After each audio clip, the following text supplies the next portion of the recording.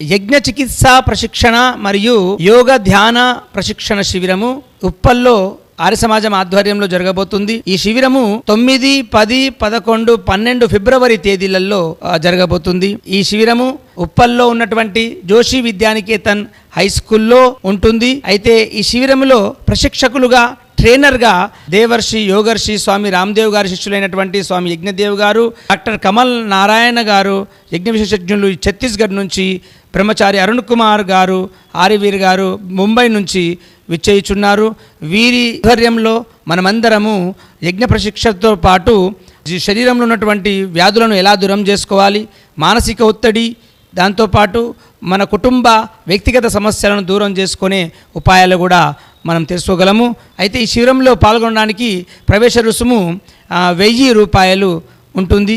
ఆ చెల్లించి మీరు శిబిరంలో మీ పేరును నమోదు చేసుకొనగలరు.